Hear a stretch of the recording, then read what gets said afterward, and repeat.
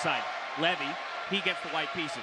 I'm circling up with the likes of, Hikaru, of Fabiano Caruana. Try and insert yourself into that huddle right now. What's the kind of coaching that he's receiving about how he can put the hammer down and keep that clean sweep rolling here? Stop fooling around. Stop play fooling normal around. chess and play it quickly. Okay, so by all accounts, I think for both of you, it's less about the technicalities of the chess. It's more about the mindset of the players coming in. Eris, our referee, has given the okay for the game to start. Levy back on the white side of the board as he is the home player in this matchup. And away we go into a 5-5 time control. E4, E5, we're actually getting very principled chess from both the players. Yeah, now that I said that they should play normal chess, I wish they went for something a little bit more random. But we do have what's called the Scotch game played pawn to d4. And after the swap of pieces, we can see that there are some threats, right? That knight can be captured. Both knights are staring at each other.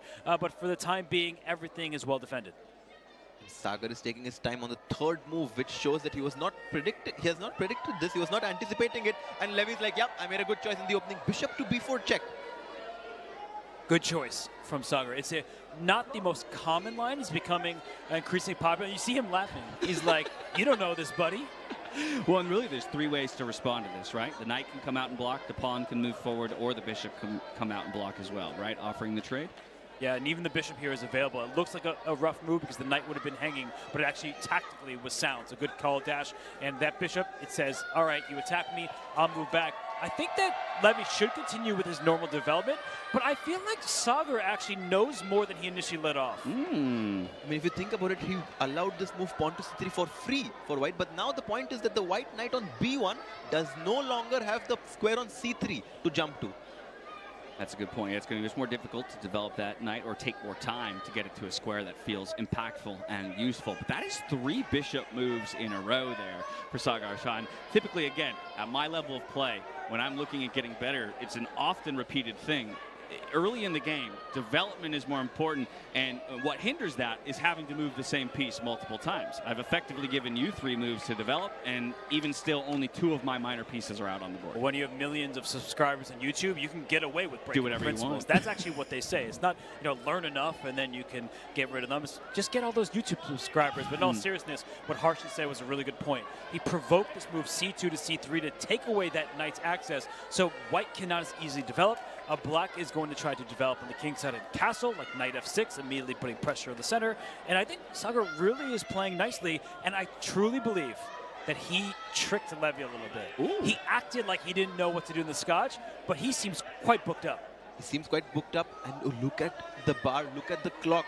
Both favoring black right now. Sagar has taken the initiative on the board, a minute lead on the clock. I have a feeling that Sagar is going to win this game. Oh, wow, calling it already, because from where I stand, again, feels equal. There's so many pieces on the board. It doesn't actually, in the end, feel like anyone's advantage. So what do you like so much about it? Is it just your perception that he has more knowledge of the position, so you have confidence? Or you actually like the position? I just like Sagar. Okay. That's a good enough reason for me, if I'm being honest.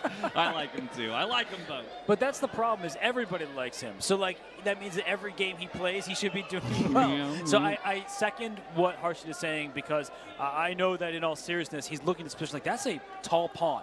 That bishop on f3, it's defending, it's not aggressive. Bishops love open space and open diagonals. And for Sagar, he can go right after that bishop. But we keep talking about the bishop pair, the 2 bishops advantage. He can get that right now. And would you be considering this move pawn to d5 as black just breaking in the center, trying to open up that bishop on c8? Do you think, Robert, Sagar is considering this move right now, pawn to d5?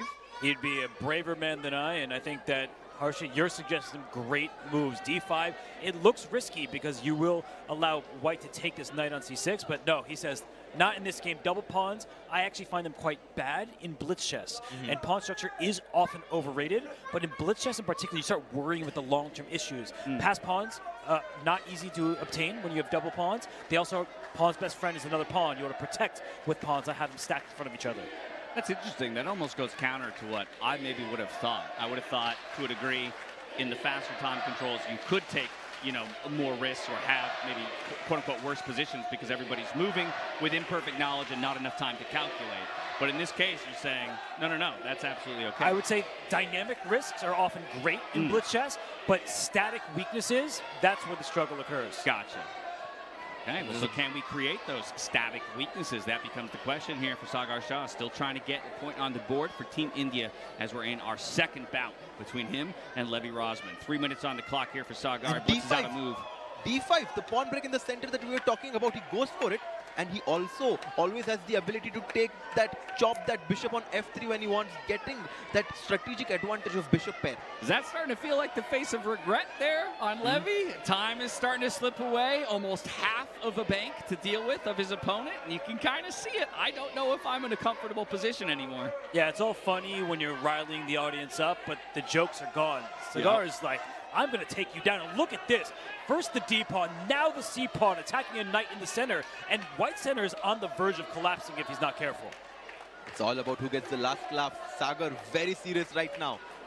Look at the focus. Look at that intensity with which he's calculating in this position.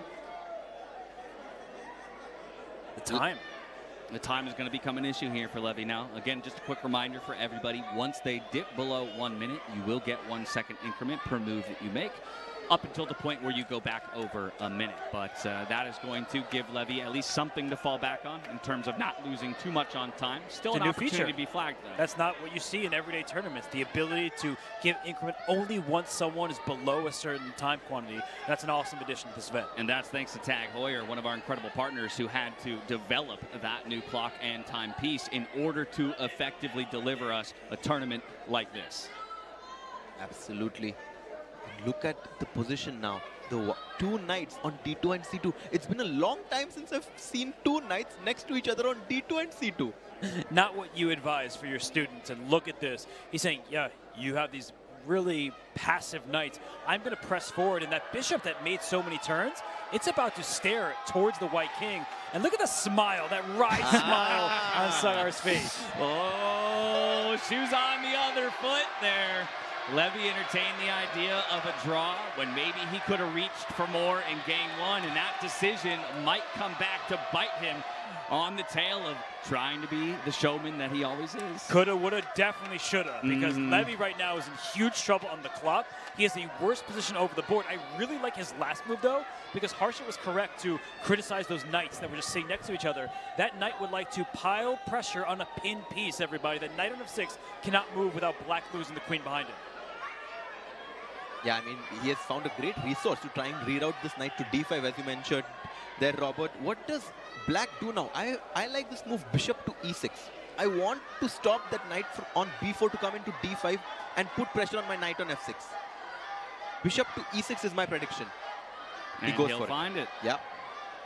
Levy, though, still says, I'm happy to centralize my knight, but this does give, rather, the opportunity for a trade of minor pieces in the center of the board. It would be bishop for knight.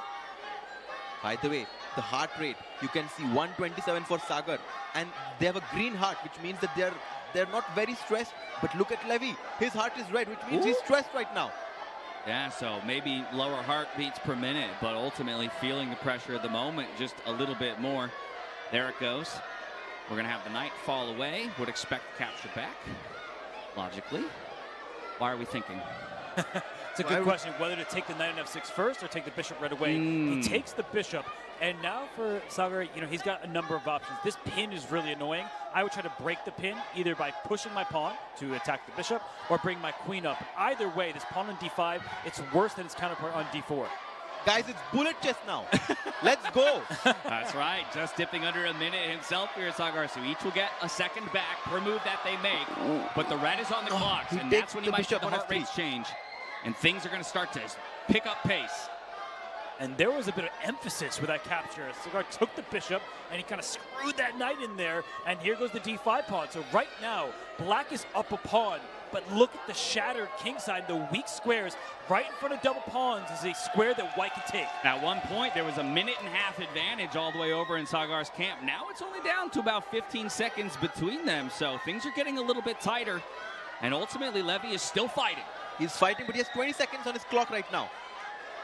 20 seconds on his clock. He goes queen to b5. He's trying to remaneuver the queen to the king side, to the h5 square right now. And look at both of them. They're nervous. I can sense it. Yeah, their entire body language has changed. They're no longer making any references to the crowd. But we could see a repetition again, and the crowd wants it, I think. If the queen goes back and forth, we may get to a shootout. Oh, no. No. Okay. Sagar refuses. He says, no, I have a win here. I can find it. I can find it. That's his hope. 20 seconds each. Queen b5. Pawn to d3. No, he goes queen to c6. I think there's nerves here. And look at the queen. It swings over. If the knight can join the party, the black king's in danger. There is one check and one check away, but the black rook now is an open file to attack with. Yeah, that's a grimace. Levy doesn't love his position right now, but he's still going to fight. Down below 10 seconds is he. Only 7 to work with. Back over to Sagar here. How can he put the finishing touches on this game? And you see Sagar tap the table a Yeah. little bit. He's really and the nervous. pieces Oh, fell a down. capture. Oh. What's going on? The pieces are flying. Okay, a bit of chaos on the board. Wait, f6 was hanging. The pawn was hanging, but no time. it was missed. No time to find it. And it's hanging again. Pieces One are flying check. off the board. Too much pressure.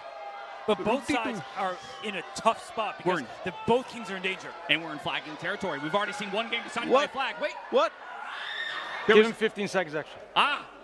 The Okay.